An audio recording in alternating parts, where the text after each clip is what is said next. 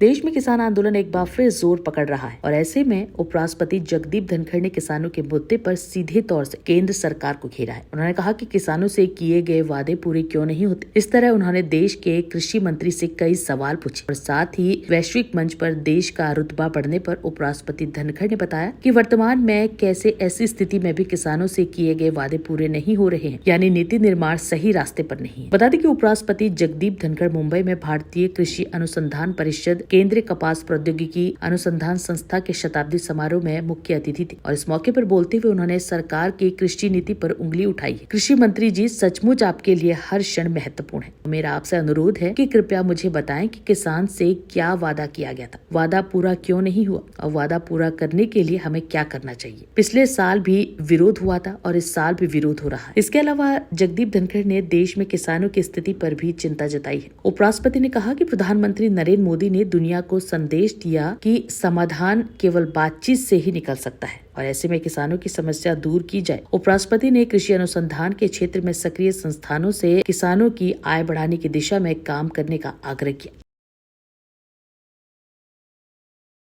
आज के दिन किसान का एक ही काम रख दिया, इतने सीमित दायरे में कर दिया कि आप खेत के अंदर अन्न पैदा करो, फिर उसको सही कीमत पर बेचने के लिए सोचते रहो। I fail to understand why we cannot work out a formula in consultation with economists, think tanks, that we reward our farmers. अरे हम तो रिवार्ड की बजाय जो ड्यू है उसको नहीं दे रहे, हम उस देने में कंजूसी कर रहे हैं जो प्रॉमिस किया गया है।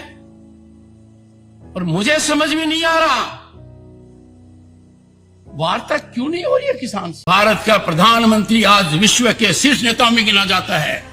जब ऐसा हो रहा है तो मेरा किसान परेशान क्यों है, क्यों पीड़ित है? Why the farmer is stressed?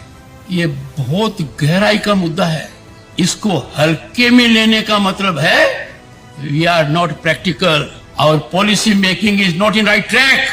कौन है वो लोग कहते हैं कि अपने किसान को उसके उत्पाद की उचित मूल्य दे देंगे, तो मुझे समझ में नहीं आता कोई पहाड़ गिरेगा। किसान अकेला है जो ऐसा है, he doesn't decide what he can decide। कृषि मंत्री जी, एक एक पल आपका भारी है।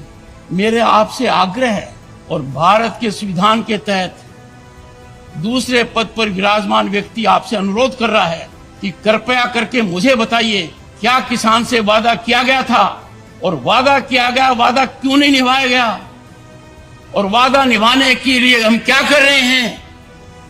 गत वर्ष भी आंदोलन था, इस वर्ष भी आंदोलन है, काल चक्कर घूम रहा है, हम कुछ कर नहीं रहे हैं। ये समय कष्टदायक है मेरे लिए, क्योंकि मैं राष्ट्र धर्म से ओतप्रोत हूं।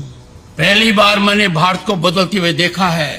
पहली बार मैं महसूस कर रहा हूं कि विकसित भारत हमारा सपना नहीं, लक्ष्य है। दुनिया में भारत कभी इतनी बुलंदी पर नहीं था, दुनिया में हमारी साख पहले कभी इतनी नहीं थी। भारत का प्रधानमंत्री आज विश्व के शीर्ष नेताओं में गिना जाता है। जब ऐसा हो रहा है तो मेरा किसान परेशान क्यों है, क्यों पीड़ित है? Why the farmer is stressed? ये बहुत गहराई का मुद्दा है। इसको हल्के में लेने का मतलब है we are not practical, our policy making is not in right track. कौन है वो लोग कहते हैं कि अपने किसान को उसके उत्पाद की उचित मूल्य दे देंगे, तो मुझे समझ में नहीं आता कोई पहाड़ गिरेगा। किसान अकेला है जो ऐसा है, he doesn't decide what he can decide। कृषि मंत्री जी, एक एक पल आपका भारी है।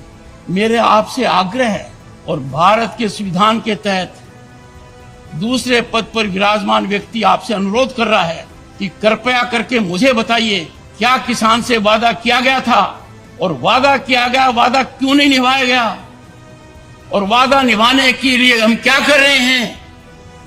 गत वर्ष भी आंदोलन था, इस वर्ष भी आंदोलन है, काल चक्कर घूम रहा है, हम कुछ कर नहीं रहे। संविधान में प्रदत्त दूसरे नंबर की पोस्ट के विराजित व्यक्ति उपराष्ट्रपति धनखड़ जी ने हमारे प्रदेश के पूर्व मुख्यमंत्री और देश के कृषि मंत्री शिवराज सिंह चौहान जी को वही बात कही जो हम लगातार कई सालों से कहते आए हैं कि अगर इस देश में कोई एक राजनीतिक व्यक्ति सबसे ज्यादा झूठ बोलने वाला कोई है तो वो शिवराज सिंह जी चौहान है। उनको अगर गूगल करके देखो तो सबसे झूठ बोलने वाला व्यक्ति कौन, तो शिवराज जी चौहान साहब का नाम आता है। साथियों, जो बात लगातार एक साल से मेरे प्रदेश कांग्रेस के अध्यक्ष बनने के बाद से कांग्रेस पार्टी कहती आई है और उससे पहले से भी कांग्रेस पार्टी कहती रही है कि शिवराज जी जनता से भी झूठ बोलते हैं, व्यवस्था से भी झूठ बोलते हैं। 12 मंगलवार पिछले चले गए, मैंने उनसे टाइम मांगा कि मुझे आप समय दो, देश के कृषि मंत्री, मैं भी एक पार्टी का अध्यक्ष हूं, कांग्रेस पार्टी विपक्ष की प्रमुख भूमिका निभाती है आप ही के राज्य में, तो मैं किसानों के हित और अधिकारों की आपसे बात करना चाहता हूं। पर उन्होंने समय देना उचित नहीं समझा। ये मेरा व्यक्तिगत रूप से कोई अपमान नहीं है, व्यवस्था का अपमान है। मैं शिवराज सिंह जी चौहान को अगर थोड़ा सा भी राजनीतिक रूप से मर्यादा बची हो तो देश के उपराष्ट्रपति ने आपके काम के तरीके पे सवाल उठाए और ये कहा है कि आप कर क्या रहे हो। इतने साल से किसान अपने फसलों के दाम मांग रहे हैं और आप मौन हो, चुप हो, क्या प्रयास किया। और उसी टाइम एट ए टाइम संसद में वो बोले कि हमने समर्थन मूल्य लागत से डबल नरेंद्र मोदी की सरकार देती है। ये संसद में 3 दिन पहले शिवराज सिंह चौहान ने वक्तव्य भी दिया। इसका मतलब है कि फिर या तो धनखड़ साहब की भावना गलत थी या शिवराज जी ने संसद के अंदर झूठ बोला। क्लियर है। मैं अनुरोध करता हूं, धनखड़ साहब को धन्यवाद देता हूं, साधुवाद देता हूं। उनका हम नागरिक अभिनंदन करेंगे। उन्होंने किसानों के हितों और अधिकारों की बात कही। मैं उनको खुद व्यक्तिगत रूप से जाकर उनसे मिलूंगा और उनसे आग्रह करूंगा कि इतनी हिम्मत से आपने इस सरकार को आईना दिखाया, नरेंद्र मोदी जी को दिखाया, शिवराज सिंह चौहान जी को दिखाया। यही बात वो सदन की आसदी पर बैठकर भी निर्णय लें और इस सरकार को आईना दिखाएं। देश के प्रधानमंत्री को भी यही बात कहें, ये आग्रह करूंगा। मैं चिट्ठी लिखूंगा, पत्र लिखूंगा, ट्विटर के माध्यम से भी उनसे आग्रह करूंगा।